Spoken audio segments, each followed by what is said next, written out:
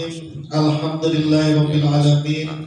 Wa bihi nasta'in ala umuri dunya waddin. Wassalatu wassalamu ala sayyidil mursalin sayyidina wa habibina wa syafi'ina wa maulana Muhammadin sallallahu wa ala alihi wa sahbihi ajma'in. Khususan man sannama hadzal kitab rahimallahu ta'ala wa nafa'ana bihi wa bi ulumihi wa bi ulumihi wa bi ulumihi وفي الدارين آمين. الفاتحة. أعوذ بالله من الشيطان الرجيم. بسم الله الرحمن الرحيم. الحمد لله رب العالمين الرحمن الرحيم مالك يوم الدين. إياك نعبد وإياك نستعين اهدنا الصراط المستقيم صراط الذين أنعمت عليهم غير المغضوب عليهم ولا الضالين. آمين. Bismillahirrahmanirrahim. Para asatiz, para jamaah sekalian, melanjutkan kajian fikih tasawuf kitab Kasyifatus Sajad. Kita masuk pada fasal yang menerangkan tentang isti'anah. Faslun fi anwa'il isti'anati wa ahkamiha. Fasal yang menerangkan tentang macam-macam isti'anah wa ahkamiha dan hukum-hukumnya isti'anah.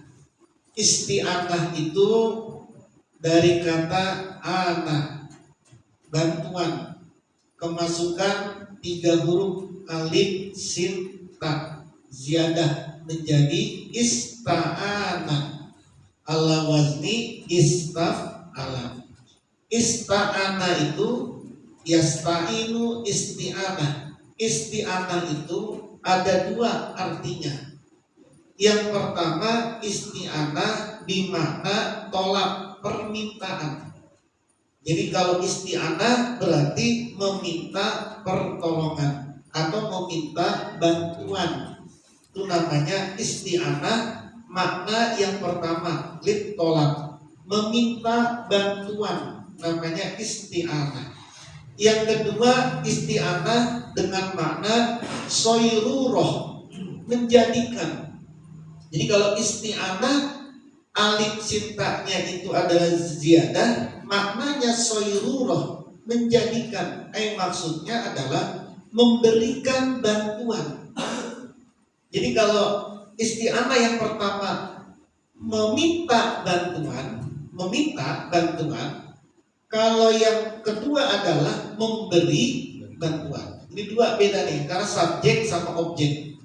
Jadi kalau isti'anah dalam arti meminta bantuan, maka tidak boleh seseorang meminta bantuan kecuali kepada Allah. Karena Allah itu al-musta'anu, zat yang dimintai bantuan. Tidak boleh orang meminta bantuan kepada siapapun kecuali kepada Allah. Lalu bagaimana kalau kita minta bantuan kepada orang? Sifatnya wasilah. Kalau dalam Quran dikatakan wasta'inu bis-sabri was-shalah. Kamu minta bantuanlah kamu itu bis-sholati bis-sabri was-shalah, melalui sabar, melalui sholat, dan juga melalui sabar. Kalau mau minta pertolongan kepada Allah di dalam Al-Quran, mintalah pertolongan dengan wasilah perantara sholat dan sabar. Maka dari ayat ini kita di Toreko ini punya sholat yang tadinya sholatnya 1 tahun sekali, yaitu sholat di rembuh akhir bulan Safar, maka kemudian dijadikan pagi hari. Namanya sholat isti'anah.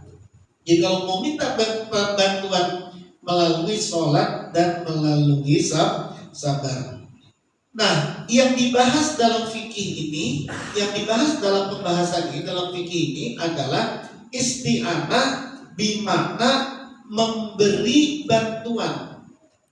Jadi al-isti'anah memberi bantuan dan hukum-hukumnya memberi bantuan.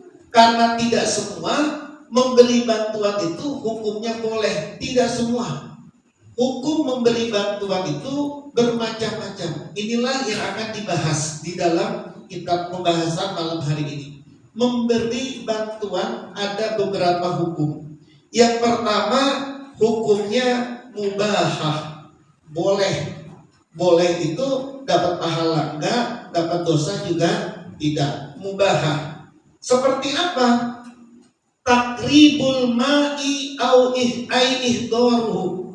Mubahah itu, memberi bantuan itu yang sifatnya mubah itu seperti memberi bantuan berupa mendekatkan air dan menghadirkan air. Itu namanya mubahah. Misalnya gini, ada orang pada duduk begini, kemudian kita deketin airnya. Air yang ada di jauh ini, ada deketin ke temennya. Ada deketin, cuma deketin. Kalau cuma deketin, itu namanya mubahah. Sifatnya, hukumnya mubah, boleh. Dapat pahala enggak, didapat dosa juga tidak. Tapi kalau mendekatkannya air itu ke teman Anda dengan niat untuk memberikan air kepada teman Anda, nah itu namanya sedekah. Ya, jadi memberikan air, kalau sudah memberikan air, mendekatkan air ke teman kita atau menghadirkan air ke teman kita, itu kan memberi bantuan. Airnya jauh banget tuh aqua di depannya. Lalu kita beri bantuan dia, kita deketin ini. Mungkin dia malu kali pengen ngambil, kita kasih bantuan meskipun dia tidak minta. Kita bantuin dia, kita kasih bantuan dia berupa deketin. Itu pahala enggak, dosa enggak. Sifatnya mubah. Tapi kalau Anda niatnya untuk memberikan air itu kepada teman Anda, namanya sedekah. Yang kedua, hukumnya hilaful aula. Hukumnya hilaful aula. Apa itu hilaful aula? Menyalahi yang paling utama, menyalahi yang paling afdol. Apa itu? Seperti apa? Sobbul ma'i ala nahwil mutawaddi. Menuangkan air ke arah orang yang lagi wudhu. Orang lagi wudhu nih, terus kemudian Anda dimintain tolong enggak, orangnya juga masih bisa sendirian, lalu kemudian Anda tuangin air ke dia itu. Mungkin zaman dulu belum keran kan, masih pakai empat. Lalu dia ini bisa dia wudhu sendiri itu bisa. Lalu Anda memberi bantuan kepada dia untuk Anda tuangin ketika dia pengen wudhu. Itu hukumnya hilaful aula, menyalahi yang lebih utama, dekat kepada makhluk. Jadi jangan kemudian ada beri bantuan, itu hilaful aula itu. Tapi kalau kemudian niatnya, ini yang berselisih nih. Bagaimana niatnya? Misalkan kita punya guru kita ini mau wudhu, lalu kemudian kita tuangkan air untuk guru kita, meskipun guru itu bisa sendirian. Gimana hukumnya? Nah ini nanti ada khilaf. Kalau memang niatnya adalah untuk takziman wa ta'diban, mengagungkan dan adab kepada guru, maka itu hukumnya boleh, gitu ya. Tapi kalau enggak, maka dia itu bisa. Tapi kenapa kok digituin? Nah hukumnya itu khilaful aula. Bahkan dikatakan di sini, qala al-Qalyubi, Imam Qalyubi berkata, kenapa kok itu hukumnya khilaful aula, nuangin air untuk orang yang lagi wudhu meskipun dia nggak minta dan dia bisa melakukan itu sendiri? Li'annal i'anata tana'umun wa tazayyunun. Karena bantuan itu sifatnya kesenangan dan perhiasan. La yaliqu bil muta'abbad, yang tidak layak kepada orang yang sedang mau ibadah. Kan gaya sih, mau wudhu lalu kemudian ada yang nuangin, itu gaya itu sih. Kan gaya kan, oh berarti orang keren juga nih dia, dituangin. Itu kan tana'um wa tazayyun, kesenangan dan perhiasan, mencerminkan bahwa dia ini orang sesuatu lah. Yang itu tidak layak bagi orang yang sedang mau ibadah. Itulah alasannya Imam Al-Qalyubi mengatakan bahwa orang yang menuangkan air ke orang yang sedang wudhu itu kan memberi bantuan kepada dia, memberi bantuan kepada dia yang dia sebenarnya bisa dengan sendirinya. Itu namanya khilaful aula. Khilaful aula. Tapi kalau kemudian niatnya adalah untuk ta'diban wa ta'ziman kepada guru. Misalnya begini. Guru naruh sendal. Lalu kemudian Anda balik sendalnya. Emang dia nggak bisa balikin sendiri? Gitu kan? Emang nggak bisa balikin sendiri? Bisa. Tapi kan kalau di pesantren kita rebutan itu. Kita dulu di pesantren, kalau Buya ini udah masuk ke masjid, itu kan bagiannya itu dilepas, berebutan itu untuk membaliknya. Kan itu kan memberi bantuan sih, memberi bantuan yang sebenarnya nggak begitu pun bisa dia memberi bantuan. Kalau bukan karena niatnya takziman wa ta'diban, terus untuk mencari tabarukan, maka nggak bisa itu. Itu hukumnya adalah khilaful aula, menyalahi dosa sih enggak, tapi khilaful aula, menyalahi yang lebih utama, menyalahi yang lebih afdol. Yang ketiga, wal makruha, hukumnya adalah makruh. Kepada siapa ini memberi bantuan hukumnya makruh? Ini seperti liman yaghsulu a'dha'ahu, kepada orang yang membasuh anggota badannya. Dia lagi wudhu ke mulut, ke hidung, ke muka, ke tangan. Ketika lagi di tangan, Anda yang basuhin ini. Dia lagi wudhu nih, Anda yang basuhin, bukan dia. Anda yang basuhin, dia cuma begini aja nih. Gitu ya. Terus kaki, Terus dia padahal bisa sendiri. Tapi Anda beri bantuan itu, hukumnya makruh. Terus dia tinggal buka sini, usapin buat dia. Tangan, rambut, kaki, gitu ya. Diusapin, sah nggak sah sih wudhunya. Tapi makruh memberi bantuan seperti itu. Memberi bantuan seperti itu hukumnya makruh. Yang keempat, wal wajibatu, hukumnya memberi bantuan itu wajib. Lil maridi indal ajzi, kepada orang yang sakit ketika dia lemah. Ketika dia lemah, diwuduin. Terus dibantukan, memberi bantuan kepada orang yang sakit, kepada orang yang lemah, maka itu hukumnya adalah wajib.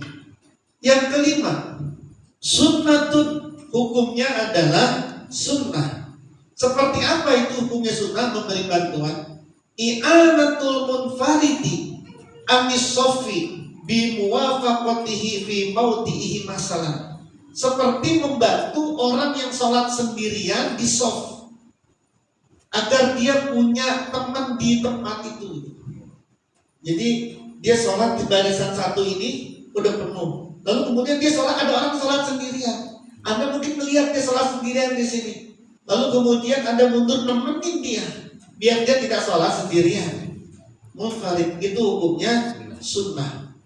Atau ada orang sholat zuhur, sholat isya sendirian, dia mau tengok berjamaah. Anda udah sholat nih, lalu kemudian dia sholat sendirian, Anda bantuin dia, ada jamaah sama saya. Anda ulang lagi sholatnya, Anda sholat bareng sama dia. Itu ngebantuin dia agar dia bisa jamaah. Itu juga hukumnya sunnah. Dan yang terakhir, hukumnya isti'anah, hukumnya adalah haram. Jelas apa ini? Al-i'anatu ala fi'lil haram, membantu untuk mengerjakan perkara yang haram. Wala ta'awanu alal ismi wal udwan, kamu jangan saling membantu atas dosa dan permusuhan. Jadi hukum dari isti'anah, memberi bantuan, ini ada hukumnya sendiri. Memberi bantuan ini, jadi nggak semua memberi bantuan itu hukumnya sunnah, dapat pahala. Enggak, tidak semua isti'anah itu. Nah, isti'anah ini jugalah, memberi bantuan ini jugalah yang kemudian pernah dicoba dijadikan sebuah regulasi, sebuah peraturan dari pemerintah, dari peraturan daerah. Berupa apa itu? Larangan menjadi pidana orang memberikan sumbangan kepada pengemis yang ada di jalan lampu merah. Pernah nggak dengar dulu regulasi gitu kan? Jadi kalau ada orang ngasih sumbangan, kasih pengemis, kemudian Anda kasih dia di lampu merah, ada pidana itu, pelanggaran itu. Yang pelanggaran itu bukan cuma yang mengemisnya, Anda yang ngasih juga pelanggaran itu. Kan ngasih itu kan berarti kan memberi isti'anah gitu. Nah, jadi isti'anah meskipun sekarang mungkin tidak berlaku lagi ya, tapi dulu itu isti'anah ini, memberi bantuan ini mau diterapkan dalam sebuah regulasi bahwa tidak semua isti'anah itu hukumnya sunnah. Hukumnya sunnah, hukumnya wajib, tapi ada yang hukumnya mubah, ada yang hukumnya khilaful aula, ada yang hukumnya makruh, ada yang hukumnya wajib, ada yang hukumnya sunnah, dan ada yang hukumnya haram. Wallahu a'lam bishawab.